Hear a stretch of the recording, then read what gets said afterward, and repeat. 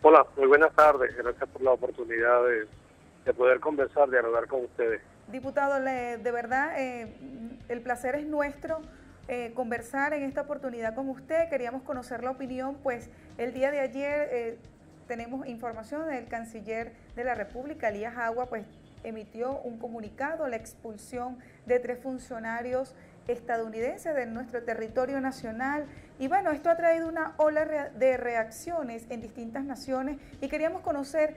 El Parlamento Latinoamericano, del cual usted forma parte, emitió el día de hoy también un pronunciamiento y queríamos ahondar más en ello. ¿De qué va este pronunciamiento que ustedes en conjunto han emitido el día de hoy?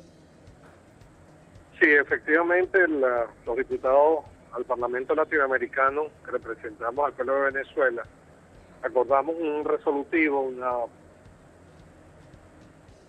acuerdo en el que básicamente condenamos, en primer lugar, la situación de violencia generada por focos fascistas minoritarios, y reitero esto, lo seguimos considerando minoritarios, e igualmente hacemos alusión a que la intervención, comunicado del Departamento de Estado de los Estados Unidos de Norteamérica con relación a la situación de Venezuela es claramente un documento injerencista en nuestra vida interna, en nuestra vida nacional, tratando de marcar pautas, de decidir cómo nuestras instituciones deben actuar en un momento en que está claramente demostrado que hay un sector de la ultraderecha venezolana que ha manifestado su voluntad política. Están grabadas muchas declaraciones de sus líderes y principalmente del señor López, en el que expresaron su voluntad de no detenerse hasta tanto salir el gobierno democráticamente electo. Entonces consideramos que esta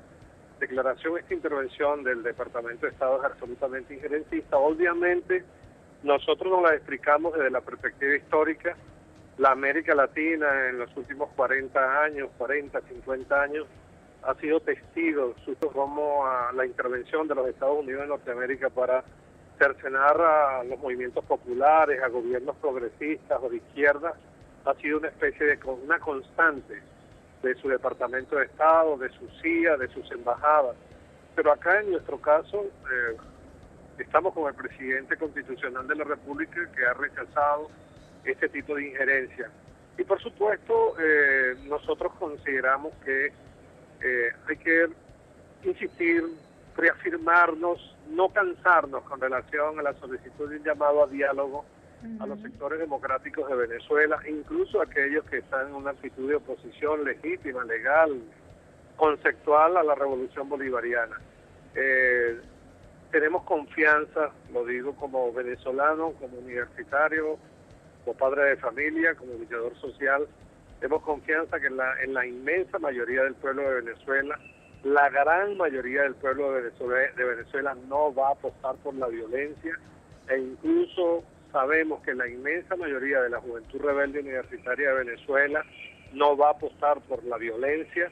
Vamos a trabajar para que podamos seguir siendo una sociedad que resuelva sus controversias políticas, porque la existen, nadie la niega. Dos proyectos políticos de sociedad que existen, la sigamos resolviendo como la Constitución de la República Bolivariana lo ordena, que es por la vía democrática. Un gobierno entra o un gobierno sale por la vía democrática, no porque 2 o 3 se pongan bravos o 2 o 3 dirigentes con ansias de poder deciden que el gobierno legítimo de un presidente va a concluir. La inmensa mayoría va a acompañar el proceso de paz y estimamos que en el corto plazo Venezuela restablecerá su normalidad al vencer estos focos de violencia dirigidos por un sector de la ultraizquierda, de la ultraderecha, perdón. Ahora bien, estas manifestaciones de calle que han tenido lugar durante los últimos días ha hecho que el mundo entero voltee los ojos hacia Venezuela y primeros mandatarios de distintos países han emitido opiniones. El caso de Colombia, el caso de Brasil. ¿Cómo se maneja desde el Parlatino esto? ¿También se puede considerar una injerencia o solamente un acto de solidaridad para con Venezuela? No, bueno, mira, te puedo informar, tú sabes que yo tengo la responsabilidad de ser el secretario de Asuntos Internacionales del Partido Socialista de Venezuela. Nosotros hemos recibido una ola de solidaridad de preocupación, obviamente, pero es distinto una preocupación a que a algún gobierno le dé órdenes al presidente Nicolás Maduro. Eso de verdad es propio de la naturaleza o del pensamiento, de la filosofía imperial que gobierna la élite gobernante de los Estados Unidos como cultura norteamericana.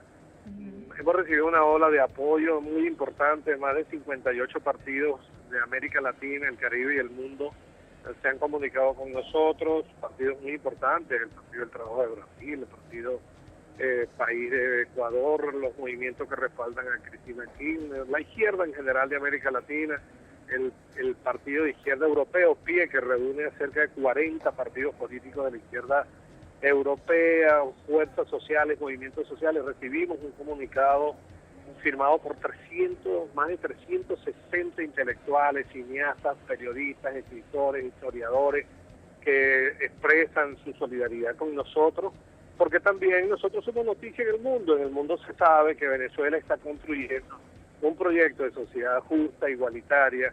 El presidente Hugo Chávez Frías instaló una política de corte antineoliberal que colocó el tema social en el debate, en la agenda de la sociedad venezolana, y que hoy destinamos un 43% de nuestro presupuesto nacional a los programas, a los proyectos de sociedad desde la perspectiva social, e igualmente quizás un 20 puntos del PIB destinado a los temas sociales, poco visto en la historia de Venezuela como república.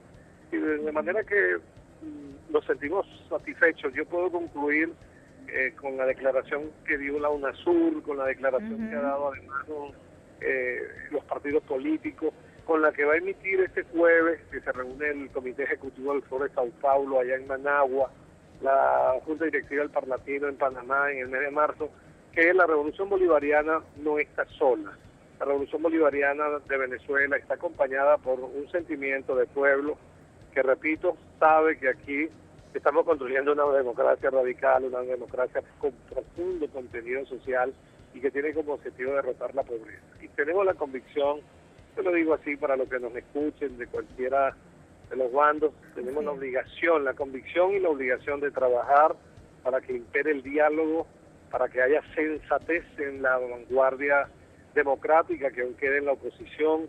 No voy a dar nombres, pero he conversado con uno que otro dirigentes de la MUT, algunos que tienen comunicación con nosotros y expresan su preocupación de que su camino es democrático, que no propician la violencia.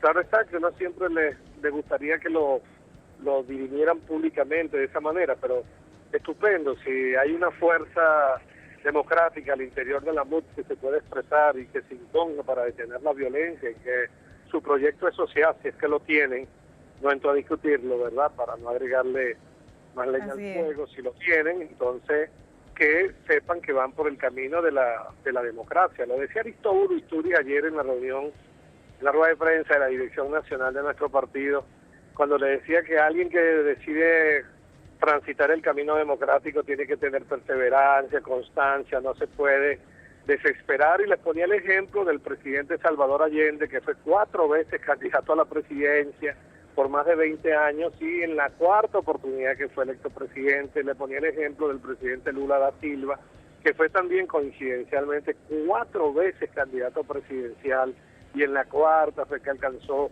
una mayoría importante y pasó a la historia como uno de los mejores presidentes de Brasil. En fin, el que juega la democracia, juega completo a la democracia, tiene que tener constancia en un proyecto democrático y no estar engañando a la sociedad. Ahora, tengo esa convicción de que superaremos este momento foquista de violencia, porque la inmensa mayoría de este país no va a acompañar a la violencia, estoy seguro que no. Así es. Le quería consultar, ya para ir cerrando esta conversación, esta pues consideración de injerencia por parte de los Estados Unidos, ¿cómo quedan las relaciones entre Venezuela y Estados Unidos? Pues considerando que estas relaciones diplomáticas y bilaterales han tenido como una especie de sube y baja, ¿esto afectará propiamente la relación diplomática? Bueno, no, es obvio que están afectadas. Hay una tensión entre Estados Unidos, su gobierno, y el gobierno de Venezuela, obviamente. Hubo un pronunciamiento esta mañana por ejemplo, de la Cancillería de la República Popular de China. Y ellos solicitaban... Abogaba por el diálogo entre los dos países. Correcto, pero abogaban por el diálogo entre las dos naciones, entre los dos gobiernos, pero utilizaron una palabra que es la mágica, que es la clave en materia de relaciones internacionales, sobre la base del respeto mutuo. Así es. Ni más ni menos, no pedimos más, no pedimos menos, respeto mutuo, respeto a la democracia venezolana, a su constitución, a sus instituciones, a que no estén financiando, como sabemos que financian a grupos políticos, a ONG, por las vías camufladas que tienen de sus ONG allá y de las ONG que tiene la Cámara de Representantes del Congreso de los Estados Unidos, que les permite llevar financiamiento a los países y particularmente a Venezuela para tratar de detener el proceso de cambio geopolítico que se está dando. Que nos respeten nuestra condición de país libre, soberano, que respeten la decisión que tomó el presidente Chávez con su pueblo el 1 de mayo del año 2007 cuando nacionalizamos la faja petrolífera del Orinoco y que rompió la idea globalizadora neoliberal de que el petróleo como fuente de energía no tiene dueños. Nosotros dijimos desde ese 1 de mayo que no, que el petróleo efectivamente es fuente de energía planetaria para la humanidad, pero que el petróleo de Venezuela, el petróleo que está en los yacimientos, los 296.000 millones de barriles de petróleo que tenemos como reserva posibles de extraer de nuestros yacimientos, de nuestro subsuelo petrolífero, tienen dueños, que son los venezolanos y las venezolanas y el gobierno que allí está instalado. De manera que tienen que respetar la soberanía de nuestra nación. Cuando eso ocurra, por supuesto que se van a normalizar relaciones y deberían normalizarse.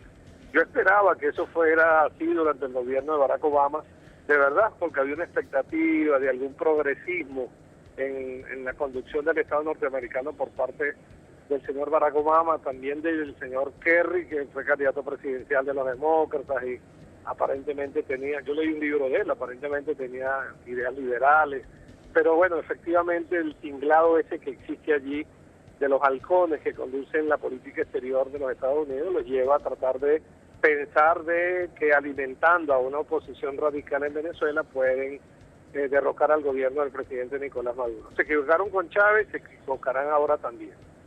Así es. Agradezco altamente estos minutos que nos ha regalado diputado Rodrigo Cabezas para analizar, bueno, todo lo que ha traído como consecuencia las manifestaciones estudiantiles, que en principio fueron estudiantiles, y las distintas pues movilizaciones de masa que se han realizado en los últimos días en nuestro país.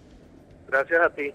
Un abrazo. Era el diputado al Parlamento Latinoamericano, Rodrigo Cabezas. Como bien lo escucharon, amigos de Noticias 24, se trata de respeto mutuo, lo que ellos aspiran con respecto a las opiniones, referencias y señalamientos de otras naciones para con Venezuela a propósito de esta movilización que ha tenido lugar, como bien lo dije hace rato, los últimos días en nuestro país y diferentes estados. De esta manera despedimos este contacto para Noticias 24 Radio. Les saluda Jessica Rojas.